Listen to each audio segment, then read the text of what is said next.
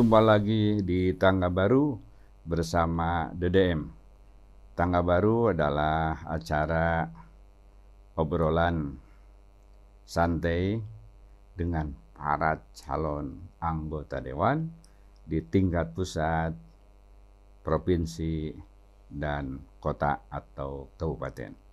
Di studio sekarang sudah hadir Kang Nupirman. Kang Nupirman ini seorang jurnalis yang sudah lama makan garam di dunia kewartawanan dan tiba-tiba mencalonkan sebagai anggota Dewan DPRD Provinsi dari Partai Nasdem nomor 6. Cik kumaha ujug-ujug hayang jadi anggota Dewan gitu. Nuhun Kang Ded. Ya. Ini studionya keren. Iya Kang Ded. Teu ujug-ujug sih, ya. Jadi greget mah ya mungkin ada 5-6 tahun lalu lah Gitu ya. Ya greget gitu ya. Nah, tapi kan waktu itu mah teu kaci ya. Posisi abdi waktu itu belum memungkinkan ya, karena masih Seorang profesional wartawan. masih punya tanggung jawab keredaksian lah ya. Pemimpin redaksi waktu itu di pikiran rakyat, tapi greget tapi sudah punya. Gregetnya naon, Kang? Jadi gregetnya itu kita kan wartawan ya, setiap hari ke meja saya itu persoalan-persoalan numpuk, adanya persoalan masyarakat, segala macam persoalan lah. Nah, jadi setiap hari pun secara tidak langsung saya belajar ya, mempelajari persoalan-persoalan gitu yang masuk gitu kan ke meja redaksi.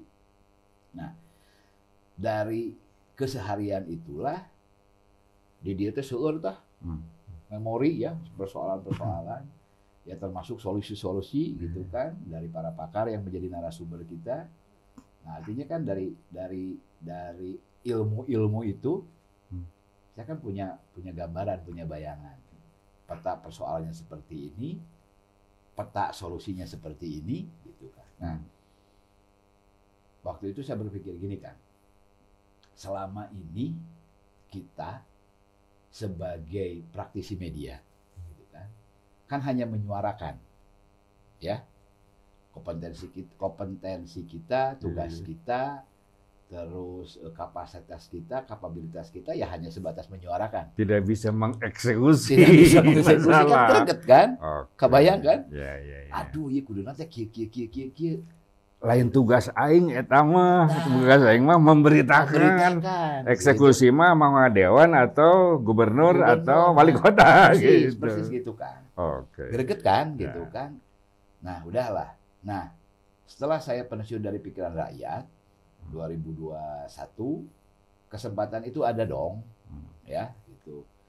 Kaci lah gitunya untuk terjun langsung ke politik praktis gitu. Ya udah, setelah mempertimbangkan berbagai pertimbangan dan sebagainya, jatuhlah pilihan abdi ke Nasdem. Oke. Kenapa Nasdem? Ceritanya panjang lah, udah saya ke Nasdem gitu. Semua partai platformnya bagus gitu. Udah saya pilih ke Nasdem. Ini soal kesempatan juga lah ini ya. Itu kesempatan. Teman-teman di Nasdem ternyata cukup membantu, karena terus terang ketika abdi masuk ke partai politik, ya abdi amatir dong, sebagai amatir gitu kan. Ya artinya belajar dan sebagainya, ikut proses-proses internal di Nasdem. Alhamdulillah sudah pada tahap sekarang menjadi calon legislatif untuk DPRD Jawa Barat. Nah, itu tadi gregetnya Kang. Nah, ujug-ujug hayang jadi caleg gitu kan. Padahal ketika abdi di redaksi, sampai sekarang juga saya CEO dari Koran Gala, dari PT Motekan Arta Media, kan posisinya harus netral ya, independen ya gitu. Tapi karena saya sekarang tidak lagi memegang redaksi, boleh gitu kan menurut syarat dan sebagainya. Terjunlah. Naon anu mendorong eta greget tadi Kang. Dari yang selama ini ngan ukur ngagogog, ngan ukur gogorowokan, ngan ukur menyampaikan melalui pemberitaan, tulisan dan sebagainya. Cik, bismillah, kalau misalnya dapat dukungan dari masyarakat, dapat ridho lah penting nama, dan ditakdirkan Bang Intan.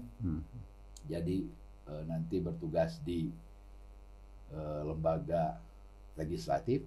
Nah, disitulah bisa secara langsung gitu kan mengeksekusi gitu. Hal-hal yang selama ini ku abdi dipikir kedah nama kieu ya. Harusnya seperti ini nih. Gitu. Eta kan.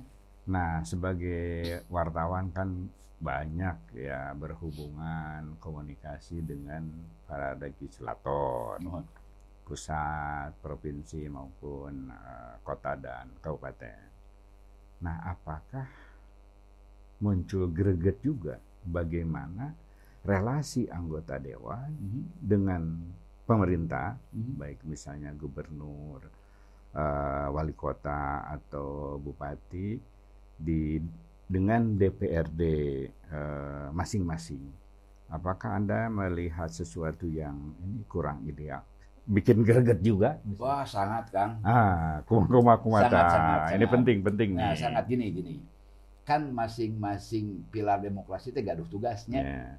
Gubernur sampai ke tingkat bawah adalah pilar pelaksana, ya. Eksekutif. Dewan dengan segala perangkat dan sebagainya adalah di wilayah legislatif.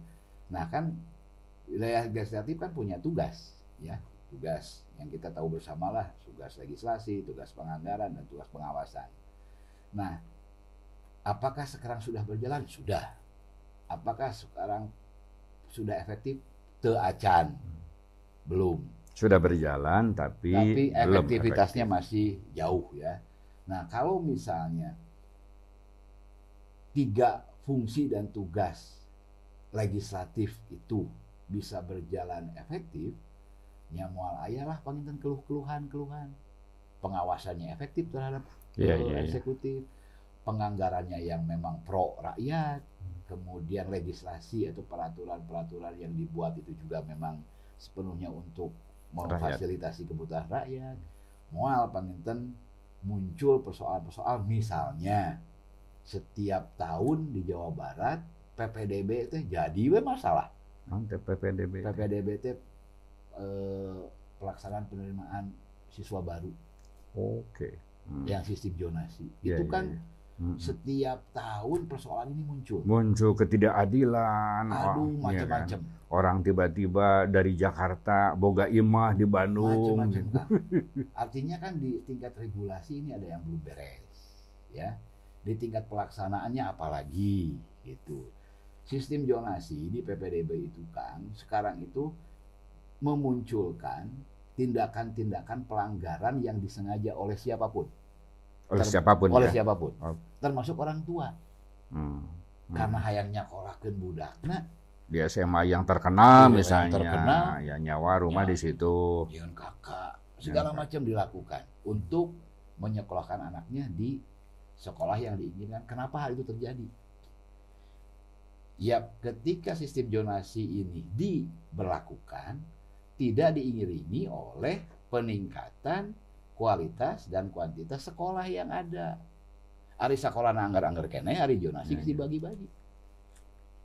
Nah, coba kalau misalnya ketika sistem zonasi itu diterapkan, dalam waktu bersamaan anggaran dialokasikan untuk pembangunan sekolah-sekolah baru. Moal meureun jiga ayeuna. Jadi jumlah pembangunan sekolah baru itu relatif stagnan kalau gitunya. Bahkan. Saya tidak pernah mendapat laporan adanya peresmian SMA atau SMK baru. Kan logikanya ketika sistem zonasi itu diberlakukan, ya sekolah-sekolah dipenuhi dong, baik kualitas maupun kuantitas. Ya minimal di kecamatan ada 2 sekolah SMA, SMK itu bagus. Sehingga warga di kecamatan itu keluar kecamatan. Itu. Ya. Nah, ada juga isu misalnya bagaimana Jawa Barat ini dalam distribusi kesejahteraan, ya, itu relatif juga bermasalah. Ya, beberapa daerah misalnya Garut Selatan misalnya, Garut Kota ya miskin lah Iya. gitu kan. Apalagi sekarang ker miskin gitu teh pengen ada pengembangan kan gitu. Daerah misalnya Garut Utara Iya. gitu. Nah, apakah sebagai seorang wartawan nih mencium berapa sih tingkat anggaran yang bocor misalnya, khususnya di Jawa Barat? 30% atau? Ya, laporan-laporan tahunan ya tentang kebocoran APBD, APBN sekitar segitu 30%-an, 30-40%. Itu kan luar biasa kan? Hampir setengahnya kebocoran, gitu kan? Artinya dana itu terjadi nanaon, gitu kan? Nah, ini kan perlu apa ya? Perlu tidak hanya political will-nya, perlu nawaitu modelnya, nawaitu dari semua pihak gitu, terutama nawaitu yang ada di lembaga eksekutif dan lembaga legislatif gitu. Ya coba nawaituan lah itu. Dalam arti ya, dalam kasus itu anggota dewan itu diam-diam saja dan merasa baik-baik saja. Nah, itu kan karena tidak ada misalnya dinamika gitu ya, dialektika antara eksekutif dengan legislatif, rada-rada jarang kan. Atau jangan-jangan medianya yang tidak mau. Sama-sama juga itu. Sama-sama juga, tapi kan kalau media sih tergantung dari si sumber. Kalau sumbernya vokalisnya dia nyaring dan merdu ya pasti ditangkap oleh media. Tapi kalau misalnya tidak ada suara yang nyaring, apalagi merdu, apalagi berteriak, ya media pun akan kesulitan gitu kan. Nah, tapi balik lagi Kang, kenapa kok sekarang anggota-anggota dewan gitu ya di hampir semua tingkatan ya, kota, kabupaten, provinsi maupun di Senayan sana di pusat, kok tidak bunyi gitu? Ini jangan-jangan dari sistem politik kita juga ya, yang mensyaratkan koalisi ya dalam dalam pengusungan pilpres, pilkada, pilgub, atau akibat dari kompromi. Nah, itu pasti kompromi presiden untuk menampung semua oposisi. Iya. Ya, yang tadinya lawan jadi teman gitu. Makanya oposisi sekarang tuh oposisian karena kecil. Dan kita kan di sistem kita tidak mengenal oposisi sebenarnya, gitu kan, karena presidensial kan. Tapi kontrol lah, bukan oposisi sebenarnya. Harusnya kontrolnya berfungsi, kan di situ ada fungsi pengawasan, ya. Nah itu tadi betul ya, karena sistem politik kita yang mensyaratkan harus adanya koalisi, gitu kan, sebagai syarat untuk pengusungan, karena ada threshold di situ, itu. Ya itu tadi muncullah kompromi-kompromi. Oke, para anggota legislatif misalnya di DPRD Jawa Barat kurang berdialektika itu karena misalnya antara eksekutif dengan legislatif itu sudah sama-sama tahu, udahlah ini diselesaikan internal ya, bagi-bagilah ada haknya anggaran untuk dewan sekian, eksekutif sekian, gitu ya. Iya. Dan itu kan bisa, hal itu terjadi karena ya dari awalnya sudah ada kompromi-kompromi politik dari awal kan, ketika pengusungan itu, ketika pengusungan menjadi gubernur misalnya, calon gubernur misalnya, kalau ada syarat pengusungan, itu kan mengharuskan terjadi koalisi dari awal. Nah koalisi ini kan sebuah kendaraan untuk dimanfaatkan nanti untuk kompromi-kompromi di penyusunan anggaran dan sebagainya. Koalisi itu melahirkan oligarki baru atau oligarki lama melahirkan kompromi baru. Nah itu kan terus berkelindan seperti itu. Tapi kan oke lah ya kalau misalnya sistem politik kita masih seperti itu. Yang diharapkan dan memang ini harus terjadi adalah kapasitas, kualitas si anggota dewan yang masih kita bisa harapkan, gitu.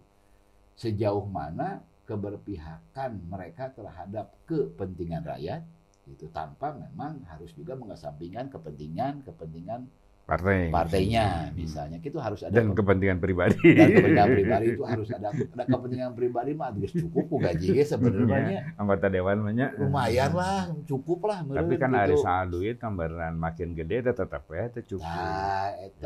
Itu kan harus ada kesadaran lah minimal gitu. Gini Kang, kenapa saya bilang seperti itu? Karena kita tahu ya, kesejahteraan anggota dewan udah dihitung cukup. Ya banyak sekali tunjangan-tunjangan luar biasa lah, cukup gitu. Bahwa si anggota dewan punya kewajiban ke konstituennya, punya kewajiban ke partainya, itu pun udah dihitung gitu. Jadi geus tong makan nyokot-nyokot deui lah, tong nyokotan di lain-lain deui gitu. Program-program yang sudah dianggarkan ya laksanakan saja gitu. Tapi ya memang kan katanya kebutuhan itu ya atau korupsi itu ada karena greedy, ya apa istilahnya greedy tamak, serakah gitu ya. Ada corruption by need, jadi korupsi karena memang kebutuhan. Ari anggota dewan memberikan kebutuhannya sudah dipenuhi. Tapi kalau greedy mah memang hampir semua berenang karena ada kesempatan. Kan, corruption by system kan. Nah itu kan corruption by system artinya kan kita lihat gini ya, saya baca ya, sering baca-baca lah gitu kan dari anggaran-anggaran gitu ya, dari dokumen-dokumen anggaran. Ini memang harus diteliti lebih lanjut ya, tapi kecenderungan ke arah sana mah nyak pisan gitu ya. Jadi untuk mengkorupsi sesuatu itu sudah dirancang dan dianggarkan.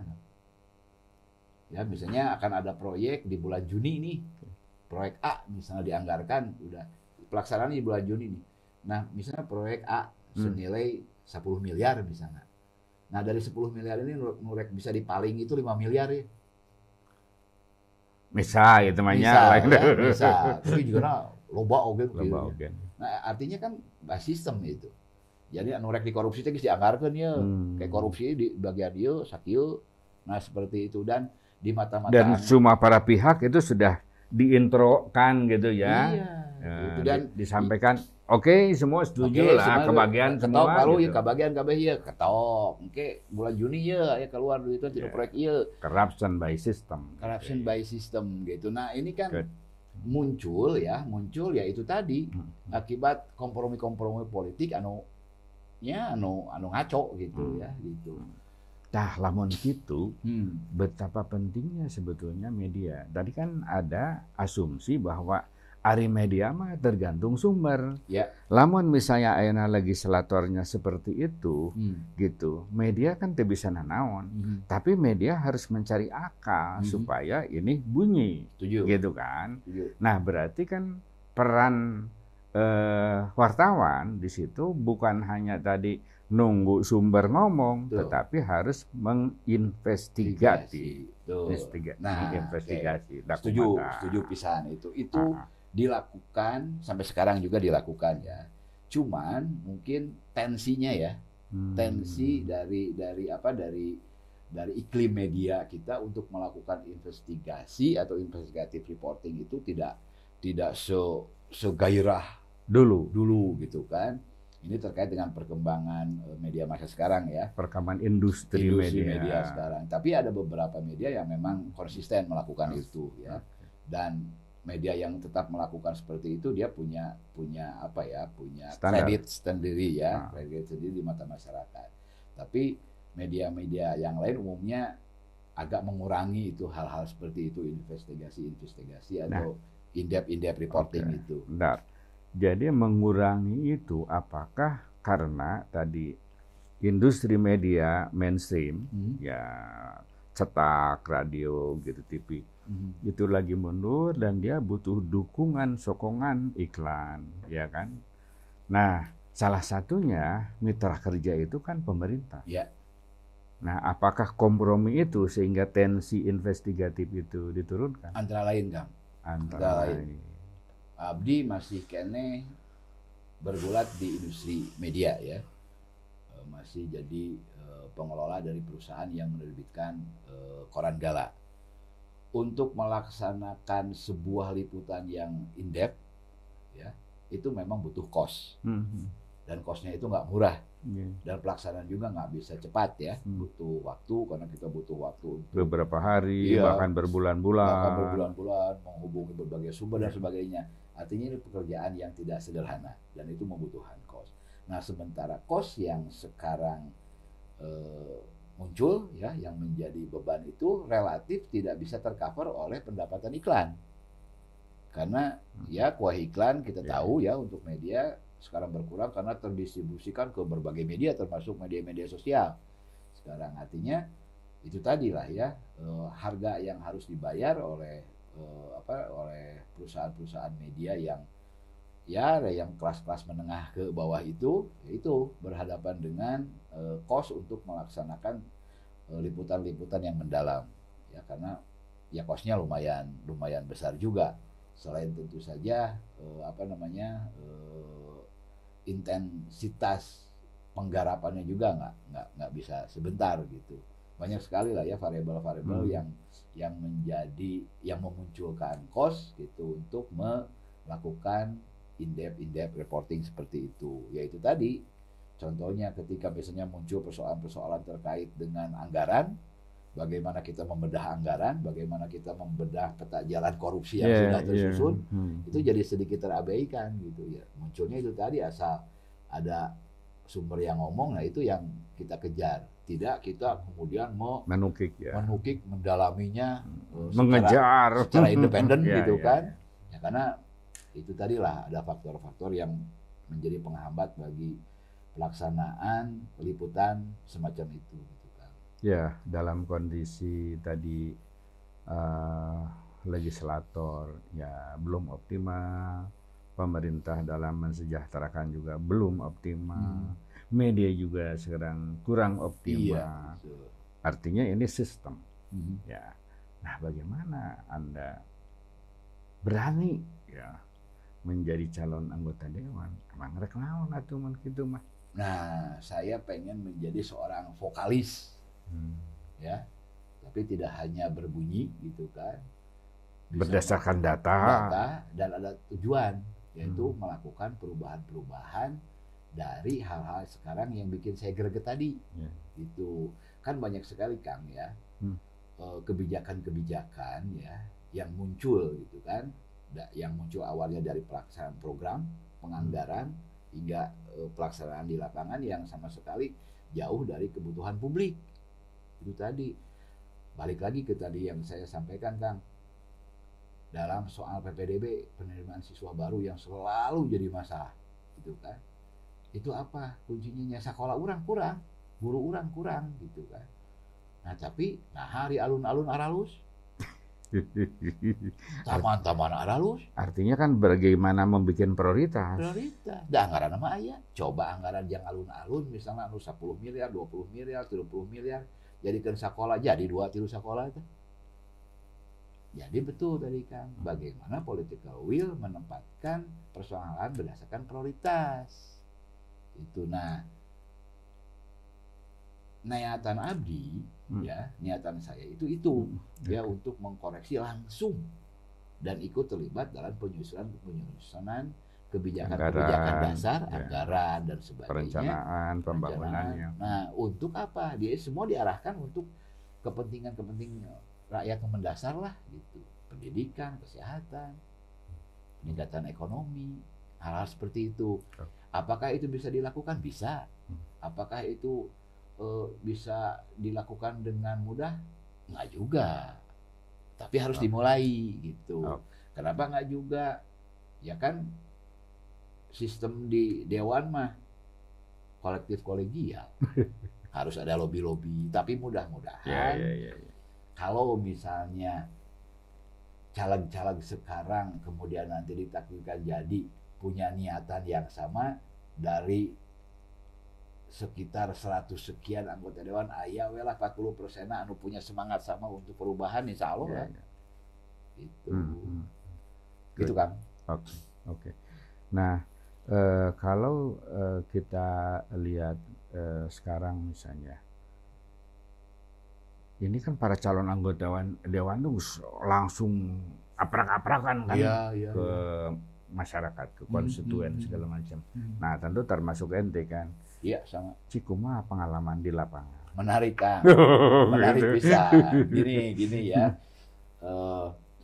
kan Abdi 30 tahun nih di media ya.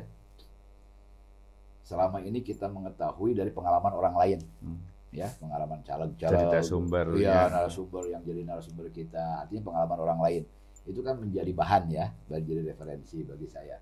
Nah, sekarang ini saya terjun langsung, ternyata menarik, sangat menarik. Jadi betapa setiap anggota, calon anggota dewan itu memang harus mengenal rakyatnya, karena rakyatnya tidak mengenal kita. Kalau kita tidak langsung terjun, kita tidak akan tahu persoalan yang dihadapi oleh masyarakat kalau kita tidak terjun. Nah, saya memanfaatkan waktu ini ya untuk terjun langsung, gitu ya, sebagai langsung perbandingan nih dari pengalaman-pengalaman yang saya serap dari orang lain sebelumnya menjadi pengalaman pribadi nih, gitu kan. Dan ternyata terbukti bahwa kita memang harus terjun ke masyarakat, mendengar. Itu satu keuntungan bagi kita kita langsung belanja masalah. Nah, keuntungan yang lain ya bagi publik, bagi masyarakat pemilih, mengetahui calonnya yang akan mereka pilih.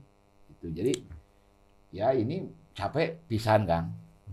Terus aya biayaan pasti eta mah gitunya. Ya tapi itu yang harus kita lakukan. Itu kita harus menyapa langsung masyarakat, mengenalkan siapa kita, maksudnya apa, dan sebagainya, sehingga masyarakat pun tahu siapa calon yang akan mereka pilih. Jadi tidak asal nyolok warga OG, dan kita pun tidak asal ngomong janji dan sebagainya. Keuntungan kita adalah belanja masalah langsung dari masyarakat. Seueur pisan ternyata masalahnya dan hampir seragam. Gimana seragamnya? Itu tadi kebutuhan mendasar itu. Satu, soal pendidikan, ya, akses pendidikan itu ternyata tidak gampang oleh masyarakat ya. Kemudian juga soal pelayanan kesehatan, meskipun sekarang banyak sekali kartu-kartu dan sebagainya menolong, betul itu sangat menolong, tapi prakteknya ternyata tidak mudah lah ya.